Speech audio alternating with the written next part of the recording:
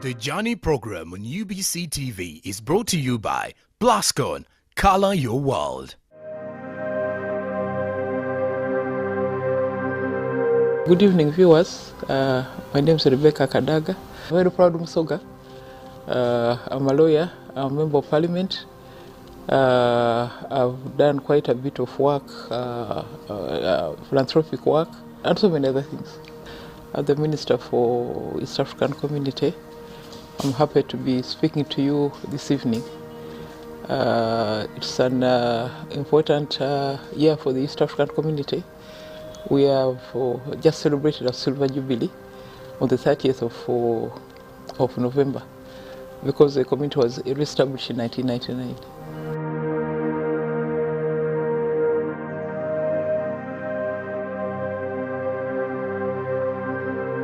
As an MP, I've constructed schools, I've supplied boreholes, I've assisted in constructing of health facilities, I've supported people's clubs and organizations. And one of the major things I've done is to really speak for them, especially to ensure that we get infrastructure in the area. I've been advocating for the BKK ferry. The ferries are now ready, waiting commissioning. This has taken the last 20 years. I fought hard to get the Simba Bridge, which had disappeared. I've done a lot of work in the region as well. It is during my time that I ensured that women had a component of the parliamentary committees. So now it's 40%, and every committee, all the committees must ensure that the number of women, number of young people on the committee, and that for the leadership of the committees, it must be at least 40%. Before that was not there. Of course, I established the daycare center, the first daycare center in a public facility at the Parliament of Uganda. Together with my predecessor, we constructed the first underground parking in the city of Kampala, which is there at Parliament. There are many things we've done. Today, we gather in Arusha not only to celebrate our past achievements and milestones in the community's integration journey, but also to chart a path forward to a peaceful coexistence and embrace innovation and digital transformation as pivotal enablers of our regional economic integration. Lakini juzi tumetoka Baku COP29 ambapo Afrika iliweka presentation yake na tukasema tunahitaji kama 1.3 trillion dollars, lakini kilichopatikana ni 300 billion dollars. Kwa niseme kwamba kwenye haya mambo ya mabadiliko ya tabia nchi lazima sisi kama community tujifunge wenyewe. Pan-Africanism is that it will solve the problem of prosperity for our people by creating a big market for them where they can sell what they produce without limit. Now the second one is that strategic security, to guard us against all threats from wherever, and using the undugu that God gave us. We are lucky. All these people we are talking about are either similar or the same. And in the case of East Africa, we have got even Swahili, which is a common language. Kenya is invested in supporting the peace, the security, the stability of our region, and we will spare no effort in deploying our capabilities, our abilities to secure our region as we focus on what helps us to grow. By aligning with East Africa's frameworks, we've begun harmonizing our trade policies and removing barriers that previously limited our ability to fully participate in the regional markets. The Somali government has already created an enabling environment through investment-friendly laws in place, such as the Investors and Investments Protection Law. Le Burundi est un fervent défenseur du renforcement du commerce intra-régional au sein de la communauté est-africaine. Et à cet effet, la suppression des barrières non tarifaires s'avère être une priorité.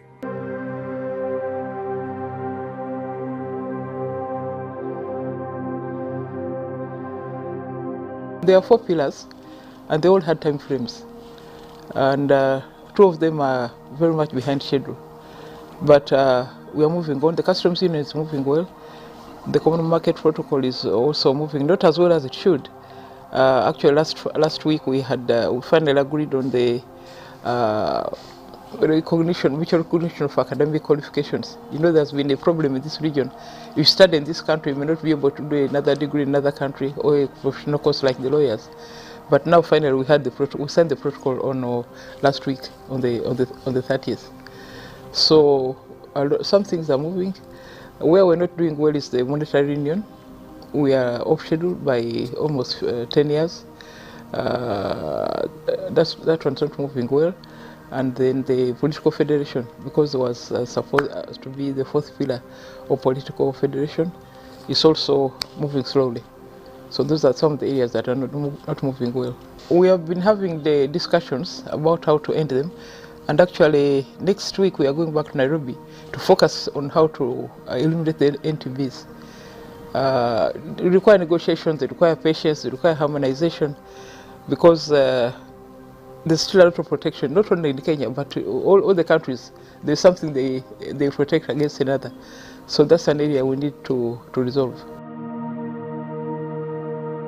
No, for me, if it was fast-tracked, it would solve a lot of problems, because we would have no more borders, no need to go to immigration to explain why you're traveling, how long you're going to be away. So those would end, and then we would also be able to plan properly, and probably go back to the 1965 Kampala Agreement, where we had our leaders had agreed that each of the 3 countries specialize in producing certain goods, so that we don't compete against one another. So if the federation came early, it would help solve these problems. What we agreed last week was that we start, those who are ready for the federation should start in the next 1 year. Then others who are slow can join later, because the program is off schedule. But we hope that if we start by 2 or 3 countries federating, then maybe the others will be convinced to join the federation. I think it would require some changes. For instance, making all the documents in both English, in French and Swahili, official documents of the government. That will take time. However, I think that we could start at the borders. The agencies could start at the borders. But progressively, we have to budget for that and make those changes, and also ensure that our staff understand the languages in which we are going to work. I think that the mindset is changing. At first, people thought that if we introduce Swahili, we're going to force them to abandon their languages. But I think now they've understood that you can speak all those languages and still be yourself. And I can assure you that the interest in Swahili is picking up. This freedom of movement has forced people actually to learn Swahili. My son went to the University of Dodoma for an activity with his friends. When they got there, those who were only speaking in Swahili. So they came back and said, we were in a meeting, but we were speaking English, we were speaking Swahili, we didn't understand what they were doing. So they came back, and that whole group which went started learning Swahili because of that experience. Similarly, the traders, they have lots of difficulties interacting with the people in the market there and so on. So it has forced them to learn Swahili. And among the class, our inaugural class, there were many traders, there were many doctors, there were many lawyers. And I think it's a good way to market our people, because in the community, a time will come when you are told that you must have both English, French and Swahili. It's an advantage. So there's no harm in learning a new language. So my answer would be that interest is picking up in the country. And also, it's in our interest to be able to communicate in Swahili in the region. By the way, it's not, without playing the issue here, but in SADC, Swahili is the 4th national language. The African Union, it's the language of the African Union. And also now it's a language in the United Nations. So who are we to not learn Swahili? Now within the community, we have the youth ambassadors. We have the youth ambassadors who attend the Council of Ministers, who attend the summit. We have essay writing competitions for the schools. Recently, the girl who did best in the East African community last year is a girl from Kololo. She's called Ayikoru. She's here in Senior 4 at Kololo Secondary School. And she was telling me that she did not, she took Swahili, I think, from Senior 1 and Senior 2, then abandoned it. Then she picked it up later. But now she was able to write an essay and win in the whole East African community. So there are a lot of programs which are going on where we are engaging the young people. Then for the women, if you, they are among the biggest number of cross-border women traders. They are the ones who do most of the trade on the African continent and in the region. So a lot is going on. I think the biggest one really is the popularization of Swahili. Before I came here, I think no one was talking about Swahili except a few people in their schools.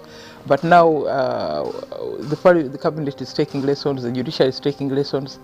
We have now a public Swahili public class. Now there are 1,000 people who are undergoing training at the moment.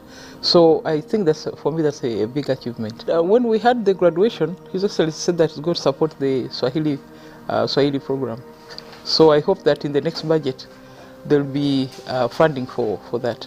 The challenges mainly, as I said, really the non-tariff barriers, which are the biggest problem. And then, of course, sometimes issues like if Uganda is going to Tanzania, if you don't have a passport, you may not be able to enter the country. They don't recognize the national IDs. So that's one of the challenges. We have been trying to meet the immigration team in Tanzania to harmonize it, but this has not yet been resolved. So there are a number of things, a number of challenges in different sectors. I informed the cabinet 2 weeks ago that Rwanda and Kenya will no longer accept the expired IDs, and the Ministry of Internal Affairs said it's going to an instrument permitting Ugandans to get this travel document so they can still travel. We have a lot of plans. For instance, we have a new bypass in what we call the Kasongo bypass, that from Arusha to Mombasa. Instead of driving the old route, there's a bypass which goes from Arusha to Holili, to Voi, Taveta, and to Mombasa. Reduce the journey by 200 kilometers. Then on the Uganda side, we also have the Swam, Kapchora Swam, Kitale Eldoret bypass, which we are soon going to open. That will also reduce the distance from Uganda to Nairobi. And we are also working on the Mutukula Road to ease the transport from the western side into Tanzania. We are doing roads between us and the DRC. There are also other, of course, we are working on the standard gauge railway and other things. So the potential is big. We, as a landlocked country, we cannot work alone. So you need to continue ensuring that we implement the treaty, because this cooperation of East Africa is not new. It was there before, even before the colonialists came. We were working together, living together, eating together. But more formally, since 1918, Uganda and Tanzania had an informal customs union since 1918. Then 1922, Tanganyika joined. Then we had all these. Later, we had the East African High Commission between 1948 and 1961, where we had we had a federation at that time. In a way, informally, but was working. We had a common court, the East African Court of Appeal. We had so many institutions which were joint. Our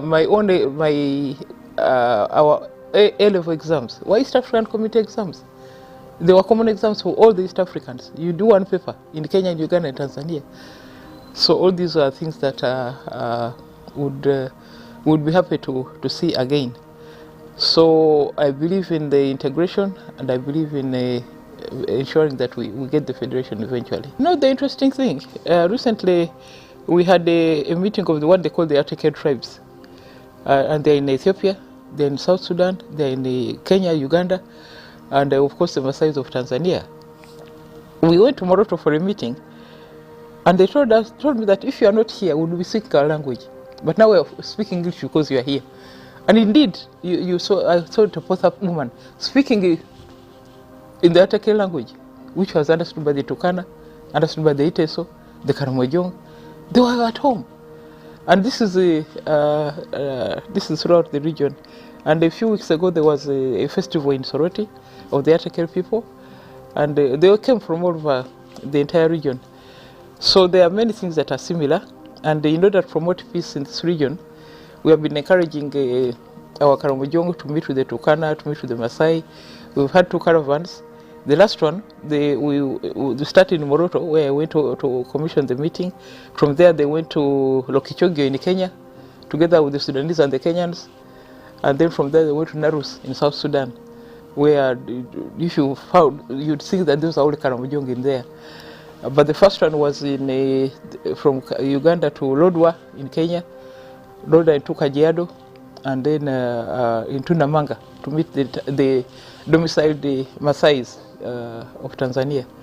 So we think that all those are, you know, like I said, if you find them together, you don't know who is a Kenyan, who is a Ugandan, or who is a Sudanese, and who is an Ethiopian. I think in the security sector is one which it is more integrated than the others. They meet all the time, they plan together, so it is very, very integrated. Of course, we don't yet have a single army. That will come with the federation, but they are working very, very well together. Where my ministry is concerned, we have designed a program together with the Kenyans to ensure that the movement of, you know, this climate refugees. When there's no water, there's no grass in Kenya, they come here. Whether you like it or not, they'll come. So we have agreed a program where they should move in an orderly manner, use particular routes which you can monitor, identify the number of cattle they have brought, identify the number of people in the corral, so that when the season ends and they want to go back, we know that you came with 2,000 cattle, you don't go back with 10, because where do you get the 10?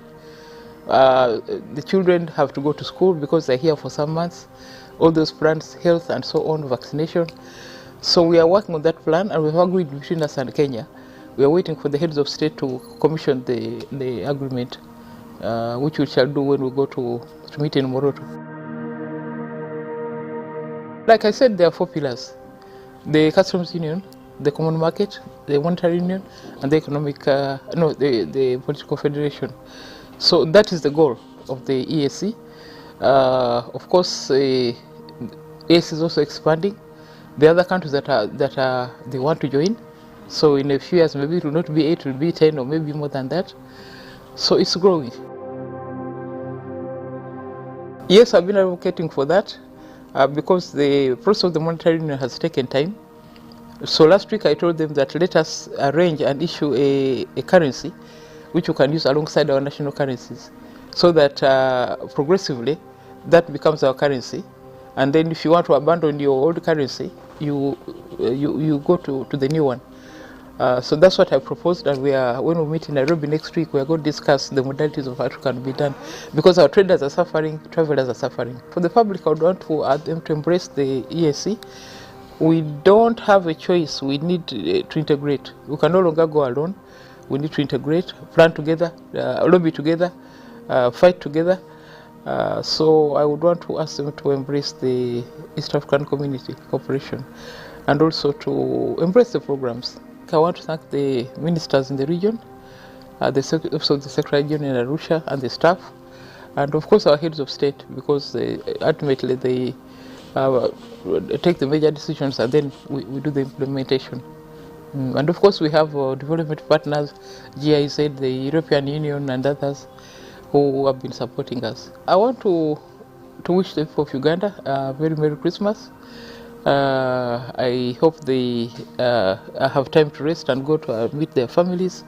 Nga kutukuka mu biseera by'amazaalibwa ndikwenda okwendeza abantu baife abekamuli nibusoga yona yona kuda gusa bulungi na kuda Christmas badibite bulungi banjira omwaka omuyaka mukole emirumbo gyaimwe bina bendeza bulungi byerere mbenda ino ulifira mu kifubo tugirwangada.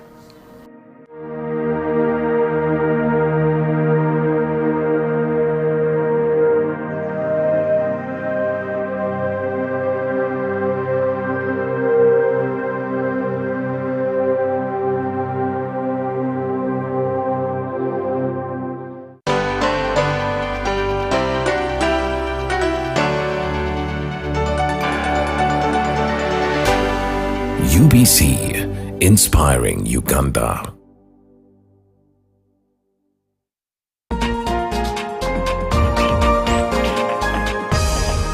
Welcome to Inside Broadcasting, sharing with you the process behind what you see on the screens. My name is Lorene Masika Kazimoto. Step behind the scenes and witness the magic that brings your daily broadcasts to life. That's why I come out openly to actually tell you that I'm an investigative journalist. That even when you see me here, I'm actually investigating you guys. So you should be aware about that. Experience the hustle, the heart, and the human stories of our on and off-air staff. I see my phone ringing and I'm like, ooh, which number is this? I hear the president on the other line. The president of the Republic of Uganda. Of Uganda, yes. Be inspired, amazed, and part of the journey that powers Uganda's most captivating TV and radio moments. Because good broadcast comes down to an individual. They should be artistic. This is Inside Broadcasting. Inside Broadcasting. Inside Broadcasting with Mark Wadula.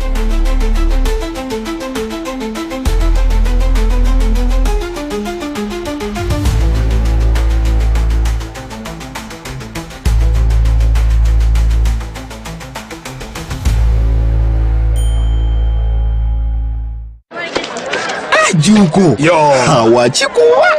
Check the shopping, man. What's your secret? Haven't you heard of the parish development model PDM? Yes, I did, but I thought it was just a talk. No, Sebatia. It is real. I and a few friends together formed a circle, accessed money from the PDM, invested in a portrait project, and now things are moving. Juko. I thought I was one of your friends. You are. But you left me behind. I didn't leave you in poverty. But what you do, just visit your LC2 chairperson and your parish chief and start the process of economic transformation. Just like that. Okay. The parish development model is an initiative from the government of Uganda through the Ministry of Local Government designed to transform all lives of Ugandans for the better. PDM, my parish, my development, my life.